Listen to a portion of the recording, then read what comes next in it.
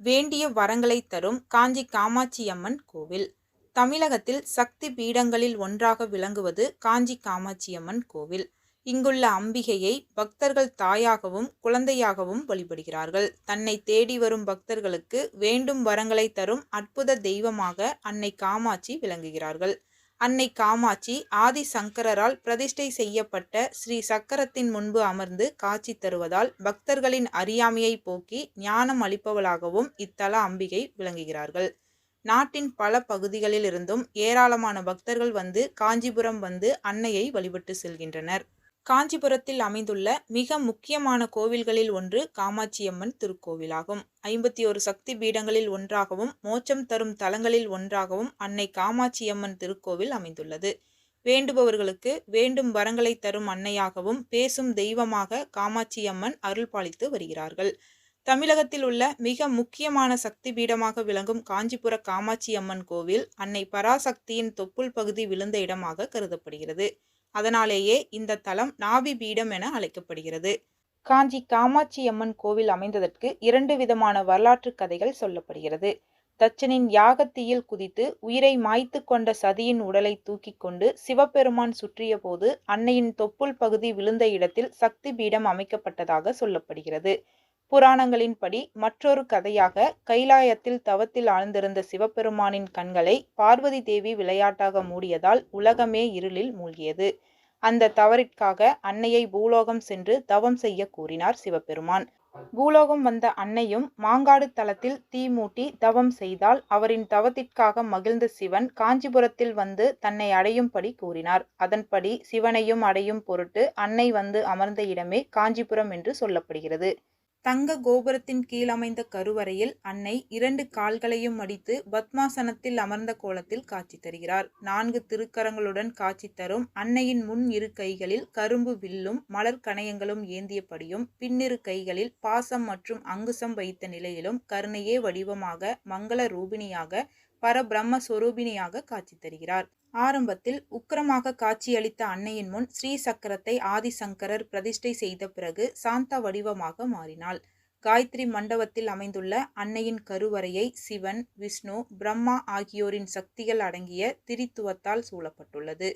கருவறையை சுற்றியுள்ள சுவர்களில் பங்காரு காமாட்சி, ஆதிசங்கரர், சரஸ்வதி ஆகியோரின் சன்னதிகளும் அமைந்துள்ளன. இக்கோவிலில் காமாட்சியின் காமாட்சி பாரபத்தரிகா, தவ காமாட்சி, அஞ்சன காமாட்சி, ஸ்வர்ண காமாட்சி, உற்சவ காமாட்சி என 5 வடிவங்களில் தரிசிக்க முடியும். 108 திவ்ய தேசங்களில் திருக்கல்வனூர் பெருமாள் கோவில் சிதிலமடைந்ததால் அக்கோவிலின் பெருமாள் இங்கு எடுத்து வந்து வைக்கப்பட்டார். அதனால் திவ்ய தேசங்களில் ஒன்றாகவும் விளங்கும் காஞ்சி காமாட்சியம்மன் கோவிலில் திருமாலின் வராக வடிவத்தை தரிசிக்க முடியும். இக்கோவிலில் சூரியன், சந்திரன், குபேரன் உள்ளிட்ட ஏராளமான தெய்வங்களின் சன்னதிகளும் உள்ளன. காயத்ரி மண்டபத்திற்கு செல்லும் வழியில் அன்னபூரணி சன்னதி உள்ளது. இங்கு ஐப்பசி மாதத்தில் அன்னாபிஷேகம் நடத்தப்படும். இந்த அம்பிகையை வணங்கி பிக்ஷா துவாரம் வழியாக பவதி பிக்ஷாம் தேகி என கையேந்தி பிச்சை கேட்டு வழிபட்டால் நமக்கு உணவு உள்ளிட்ட எந்த பிரச்சனையும் இல்லாமல் அன்னை காப்பாற்றுவாள் என்பது நம்பிக்கை. காஞ்சி காமாட்சி அம்மனை வழிபட்டால் வேண்டிய வரங்கள் கிடைக்கும், ஐஸ்வர்யங்களும் மன நிம்மதியும் கிடைக்கும், மோட்சம் கிடைக்கும். அம்மனின் திருவடிகளில் நவகிரகங்களும் தஞ்சம் அடைந்திருப்பதால் இங்கு வந்து வழிபடுபவர்களுக்கு நவகிரக தோஷம் ஏற்படுவதில்லை. அன்னை காமாட்சிக்கு குங்குமத்தால் அர்ச்சனை செய்து வழிபடுவதால் வாழ்வில் அனைத்து விதமான மங்களங்களும் நிறையும் என்பது நம்பிக்கை.